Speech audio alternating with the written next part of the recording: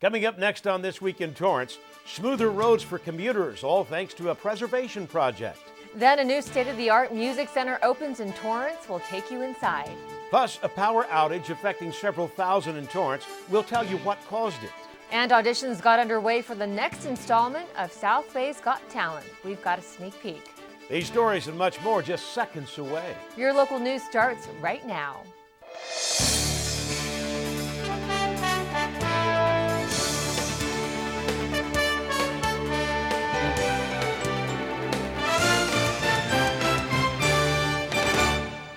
Hello, everyone, and welcome to This Week in Torrance. I'm Jin Chun. And I'm Ben McCain. Thanks for joining us. Here are your top stories.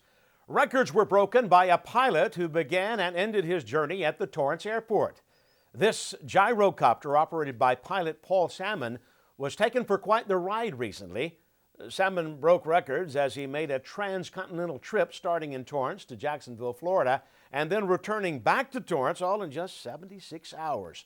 For those of you unfamiliar with a gyrocopter, they're often described as motorbikes of the sky because of their open cockpit, and unlike helicopters, a gyrocopter's wing is free spinning, which means it can't hover but can come close due to the small amount of speed it needs to remain airborne. The rotors of a gyrocopter are also self-propelled, and since the engine is not connected to the rotors, it's unlikely to experience engine failure, making it one of the safest methods of flight. According to Salmon, the first flight and record was set by Johnny Miller back in 1931. Aerospace giant Boeing announced plans to lay off as many as several hundred employees at their Southern California satellite division. The cutbacks come after a customer could not get enough financing through the Export-Import Bank and canceled an order for a pricey satellite. With most of the affected employees working in El Segundo, a company spokeswoman said the Torrance office would not be affected. Boeing managers told employees that the layoffs will happen by the end of the year. In California, Boeing currently employs more than 16,000 employees. Residents in parts of Torrance and Redondo Beach were without power for more than 10 hours recently. On Tuesday, August 25th at 10 a.m., Southern California Edison reported that more than 3,000 customers experienced a power outage. According to an SCE spokesperson, Mylar metallic balloons got caught on the power poles and caused an explosion on Blossom Lane in Redondo Beach. Power was fully restored just after 8 p.m. later that same day. A popular sweet treat made right here in Torrance and sold at neighborhood grocery stores is getting pulled off the shelves. Trader Joe's dark chocolate-covered honey grams with sea salt is being voluntarily recalled by Joe's Candies of Torrance. The company says it's because the chocolate may contain milk that was not labeled properly. People who have any allergies or severe sensitivity to milk can be at risk. 2 cases have already been reported. Customers who have purchased the dark chocolate honey-covered grams at Trader Joe's are offered a full refund. Customers can also contact Joe's Candies with any questions at 310-257-0260. While it may still feel like summer, the Madrona Marsh is beginning to see the seasons changing with a unique fall migration. Tracy Drake from the Madrona Marsh says as birds begin migrating through the city, she has been seeing an unusual array of bird species stopping by. She says it has a lot to do with the current drought. But with the marsh prospering despite tough weather changes, it is giving the community a chance to see the different species. Fall migration depends on many factors such as temperatures, food, and light. City Council members were back at City Hall this week. 2 special Torrance employees were honored for their years of service. Andrew Fresquez of the Public Works Department was honored for his 36 years of service. Fresquez began his career in 1978 as a groundskeeper in the Parks Services Department. Throughout the years, Fresquez showed his dedication to the city and eventually became the city's water service technician in 2007. Gerald Ennis was also honored for his 33 years of service within the Public Works Department. Ennis was involved in inspections of thousands of permits and projects. Then the city proclaimed Saturday, August 29th as Play Ball Day, celebrating America's favorite pastime. This was launched by the United States Conference of Mayors and Major League Baseball earlier this year, hoping to encourage families and communities to participate in the game of baseball, which creates social connections, promotes exercise, and play. The city also recognized local Little League leagues as well as facilities in Torrance, such as Kendall Field at Torrance Park and the Torrance batting cages at Wilson Park. City staff also presented various reports and updates, including one from the Office of Economic Development. You can catch the entire meeting replayed right here on Time Warner Cable Channel 3, Verizon Fios Channel 31, and KNET 25.2, and online at torranceca.gov. 2 Torrance high schools were recognized on a national level, making Newsweek magazine's annual list of America's top 500 high schools in the U.S.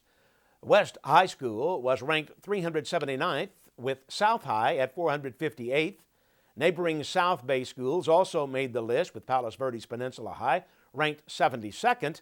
California Academy of Mathematics and Science ranked 78th. Palos Verdes High at 236th, Redondo Union at 474th, and El Segundo High at 488th. These were just a handful among the 55 high schools out of California that made the list. The rankings were based on multiple factors, including graduation, retention, college enrollment rates, and counselor to student ratios. You can check out the complete list online at newsweek.com. Well, still ahead, drivers will soon enjoy smoother roads in Torrance. We'll tell you why. Plus, South Bay's Got Talent auditions come to town. We'll give you a sneak peek at the competition. Thanks for coming in for the interview. Oh, yeah, of course. All right, we got your personal references, your resume, high school diploma or equivalent.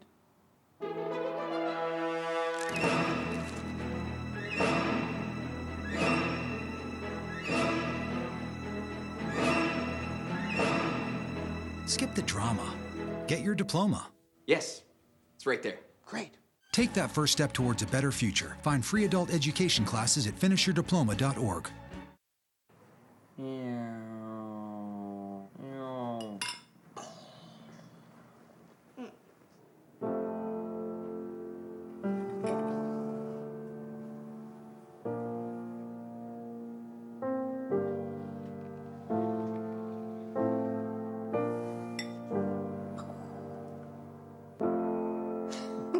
Visit aarp.org/caregiving for information on how to provide even better care for the person who wants to care of you. Welcome back, everybody. Smoother roads equal happier drivers, and here in Torrance, the city is gearing up for one of its largest pavement improvements of its kind. Nearly 11 million square feet of paved roads, including 6 residential neighborhoods, arterial streets, and city facility parking lots, will be part of the Slurry Seal program, helping to preserve the city's asphalt paved roads. The Slurry Seal liquid mixture is made up of cement, sand, oil, and water. That mixture is then thinly applied to the surface of roadways needing improvements. It not only preserves the streets and keeps them in good condition for the residents, but it's also improves the streets aesthetically. You get a nice brand new black top over the street. The Slurry Seal project kicked off on Monday, August 10th, and plans to be completed by Friday, September 4th. This is considered one of the versatile and cost-effective methods of maintaining and protecting roadways. For more information on updates on where the Slurry Seal is happening next, go to torranceca.gov and click on Public Works. The Salvation Army in Torrance is now offering a new kind of service to the community. The new Crescendo Music and Dance Center, located at the Salvation Army on Emerald Street, celebrated the completion of Phase 1 of its state-of-the-art facility. Soon they will offer children in kindergarten through 5th grade fun-filled learning opportunities through its first summer day camp. The new center will also offer guitar, piano, dance, and even brass lessons. Hopefully we're going to help to fill a void within the system, whereby we provide music and dance lessons at competitive rates for all, not just kids, adults as well. There are limited spaces available. The camp starts on August 31st through September 4th. The center will also offer private music lessons throughout the year. The facility was funded by donations. There's a new gym in town that's offering a full-body workout, getting you in and out in just an hour. Orange Theory Fitness, one of the newest businesses to arrive in Torrance, celebrated their grand opening recently with a ribbon-cutting ceremony by the Torrance Chamber of Commerce. The stylish gym is located on Pacific Coast Highway and Hawthorne Boulevard and focuses on group fitness, which only takes 60 minutes. It's designed to put you through a 5-zone interval training session, which helps you burn calories even after you work out. Orange Theory Fitness has become one of the fastest growing franchises in the fitness industry, with more than 120 studio locations expected to open throughout the country. Orange Theory Fitness is offering 2 free sessions for its new clients. Across town, the Tohoku Food Fair attracted thousands of people to Torrance to enjoy 4 days full of food and culture at the Mitsuya Marketplace. The fair celebrates the Tohoku region in northeast Japan. Children and adults enjoy delicious food, displays, dance presentations, and even some picture time with the city mascots from the region. The food fair gives the community an opportunity to learn about the Tohoku region as it continues to recover from the severe damage caused by the Great East Japan earthquake in March 2011. Auditions were held recently at the Torrance Cultural Arts Center, inviting locals to show off their best talent. Talent shows can be kind of iffy, but we really wanted to give them a professional atmosphere where they could actually perform on stage with a full crew, full tech, and a full house, and just give them a chance to show what they got. And they've been coming through in flying colors. For the second year now, South Bay's Got Talent auditions saw as many as 28 performers of all ages who danced, sang, and showed off their musical skills, and some even shined through their solo performances, while others performed in a group. Contestants competed for a spot in the September show of South Bay's Got Talent. 6 judges oversee the competition, where the top winner wins the registration fee for the 2016 World Championships of the Performing Arts, which is valued at over $1,600. If you're interested in seeing the September show or think you've got what it takes to be the next South Bay talent, check out torrancearts.org for more information. 16 girls took part in a local tradition. Tao Tao was at the plunge in Torrance and has the story. It's a show unlike most, using the talents of swimming, dancing, and aerobics. It's so exciting because you see all these little girls that start the program with some of them have a lot of experience, some of them don't really have much experience, and you see them tonight and it's just so exciting because they're just so excited, the parents are excited. It's a community thing. The city's Aquacade synchronized swimming program highlights the participants in an 80-minute show featuring 11 musical performances, with this year's theme, Making Waves Around the World. It's really hard. You think it'd be easy and people like to make fun of it. It's just like girls and sparkly bathing suits and makeup in the water, but it's hard. Can you go underwater, hold your breath for 30 seconds, move your legs so rapidly to the beat of the music while counting? It's a lot of different things happening at one time. It's a demanding schedule for a demanding sport, but the passion these girls bring to the program is remarkable. Aquacade has been a tradition for over 50 years in Torrance, and some of the performers say they started just by watching synchronized swimming here at the plunge. First-timer Raya Garcia knew she wanted to join Aquacade after her mom showed her videos of their recent performances. I kind of injured my arm, but I still wanted to swim, so I decided to do this. As for parent Martin Garcia, seeing his daughter perform was a special moment that he will always remember. When people are watching her, she kind of gets introverted because she knows that people are watching. But to see her perform, and she has to perform in front of people, it really gave her an opportunity to get out of her shell and break out. So I really loved that part. These talented young performers did everything from sculling, the ballet leg, to the basic vertical. And the hardest part for these swimmers will be saying goodbye now that their 8-week course has come to an end. I'm sad because I made a lot of friends here, and I'm kind of going to miss them. I kind of feel sad, but at the same time, I feel like it's a new beginning for Aquacade. For Torrance CitiCABLE, this is Tao Tao. Thanks, Tao. To learn more about the synchronized swimming program, go to torranceca.gov.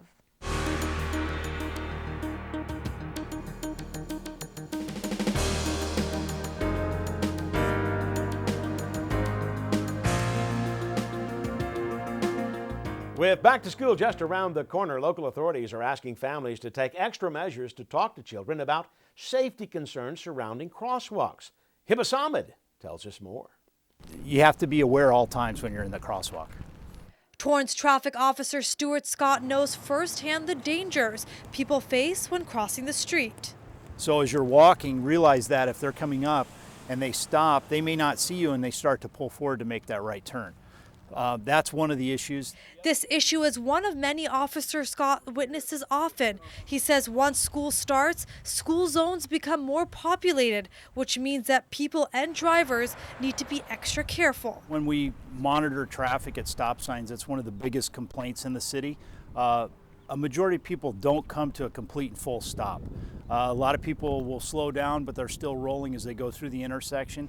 Mayor Fury says street safety has always been a priority, but safety counts on the driver's responsibility and the pedestrian's awareness. Make sure that they can cross, not just take it for granted that somebody is going to stop their car just because it's a crosswalk. A misconception that many people tend to believe. Officer Scott encourages pedestrians to not only look both ways twice before crossing the street, but communicate with drivers. I always advise people to make eye contact with those drivers to make sure that they see you. And when it comes to the adults, parents should drop their kids off either with a crossing guard or in a proper drop-off area. City officials recommend 3 more tips. First, don't use your cell phone while crossing the crosswalk. Second, make sure you're within the lines. And lastly, check your surroundings to ensure you get across safely. We're actually moving crossing guards to other locations where we think that they're in a better situation. Recently, 3 more crossing guards were added, placing a total of 29 crossing guards throughout the city. But that isn't the only main concern. The engineering department has been re-evaluating where crosswalks are located. As part of the analysis and the study that we did for the crossing guards with the police department, we've identified 3 crosswalks through that study that should be considered for removal or should be removed as part of the process. One of them is what we call a mid-block crossing. It's on Madison between Newton and 244th Street. Engineering manager Ted Saman and his team take into account public concerns as well as considering speed limits and population. Is there a high volume of pedestrians that's crossing there? Is there a concentrated time where these pedestrians are crossing? Are we doing a service to the 1 or 2 persons that may be asking for it, or are we in proximity to a school where we may have 30 to 40 people crossing at one particular time? And as Officer Scott gears up, he's ready for another safe year with safe streets. For Torrance City Cable, I'm Hiba Samad. Thanks, Hiba. The City of Torrance provides a special crossing guard program by the police department. Officer Scott also suggested waiting until kids are in middle school before allowing them to walk to school alone. Ever wonder what a day would be like as a police officer? Well, now you have a chance to find out firsthand. Applications are being accepted at the Torrance Police Department for their annual Citizens Academy. It's a 12-week course that gives the community a chance to experience the duties, services, and responsibilities of a police officer. Participants will be able to meet officers from various departments, from crime scene investigation to SWAT. The Partners in Policing program has graduated 35 classes, and authorities say they hope the program gives the community a better understanding of their job within the local police department. Partners in Policing is offered to the community and local organizations.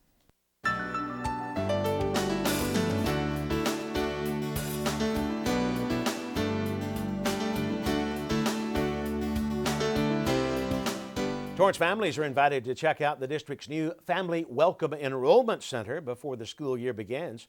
Located at 2336 Plaza del Amo, the center is open all summer to answer questions parents may have and to enroll your child for the fall school year. Resources online also offer a school directory before and after school care information, forms, permits, and registration, as well as information about GATE and the new Common Core standards. Parents are reminded school is scheduled to start on Thursday, September 10th. The Family Welcome Enrollment Center is open Monday through Friday from 8 a.m. to 4 p.m. For more information, call 310-972-6280 and be sure to check them out online at TUSD.org. Parents, if you're still looking for after-school programs for your child, now how about signing up through the City of Torrance? This year, Torrance is offering after-school care at 15 sites with club activities ranging from sports, music, games, and much more. To qualify, your child must be registered at the school you're signing up at in order to have access to the club program. For more information, call the Community Services Department at 310-618-2720. Well, still ahead, some upcoming events you won't want to miss. Plus, a new exhibit that's taking an out-of-the-box approach to art. When I was in foster care, I never knew when I would have to move. So I always had my suitcase ready to go. Then one day, I was adopted. My new parents opened their hearts and home to me. My parents cook my favorite breakfast for me every morning. My parents take me on trips I never thought I would go on. They gave me a home and an even better reason to use that suitcase. My parents aren't perfect, but they're perfect for me. Welcome back, everybody. The Torrance Art Museum is celebrating its 10th anniversary with a special fundraiser called An Odyssey. The event will feature artworks from various artists sold for $100 each. It takes place September 12th from 6 to 10 p.m. at 3320 Civic Center Drive. The event is free and open to the public. And speaking of the Torrance Art Museum, their newest exhibit at TAM is taking a different approach by displaying a lot more than just art. Jessie Pierre tells us more. It's not common for the public to get an inside look at the creative process of an artist, but that all changes through this new interactive and experimental exhibit called Studio Systems. There are 11 artists in here for the month, using it as like a residency. So we're all working in public so people can come and see what we're up to. Dixon Schneider is one of the many artists chosen to participate in this rare exhibit. Curator Max Presnell wanted to showcase a variety of talents and art forms and invite the public to see it all come together. We wanted a range of practices so that we see some drawing, painting, sculpture, some stuff that might be a little bit more difficult for the audience, and some stuff that they'll recognize. When they were pooling everyone together, they tried to put people that were doing different enough things but had some sort of link together. Working in one of the 3 exhibit rooms inside the Torrance Art Museum is where 11 artists will create their work while visitors come and check out their progress. It's an unusual practice compared to the normal workspace artists create for themselves, but for Sydney Croskery and Mariangela Sota Diaz, they're enjoying this out-of-the-box approach of creating art. It's really exciting to be here because I usually work at home. It's very quiet. There's no one else. It's very social, but it's also a way to have colleagues and exchange ideas. And the artwork is fascinating. This will be an installation on the wall that will be about community. I'm working on a series called Itinerant Architectures, and it's about architectures that are mobile, traveling, in a state of disrepair or decay. I've been working on paintings that are referencing film stills from Westerns. For some artists, this is their profession, and for others like Hung Wei, it is a way to escape. When I'm doing art, that means something about freedom. You can do anything you want, and you don't have to follow anybody's instruction or any order. As part of this experiment during the 29 days, visitors are encouraged to interact with the artists, share their feelings, ask questions, and express their views on the art. For Torrance City Cable, I'm Jessie Pierre. Thanks, Jessie. The Torrance Art Museum is located at 3320 Civic Center Drive, next door to the James Armstrong Theater. They're open Tuesday through Saturday from 11 a.m. to 5 p.m., closed on Sundays and Mondays. For more information, you can also go online to torranceartmuseum.com. Well, that does it for us on This Week in Torrance. I'm Ben McCain. If you've missed any portion of our show, you can catch us again at 11 a.m. and 6 p.m. And I'm Jin Chun. Thanks for joining us. We'll see you next time.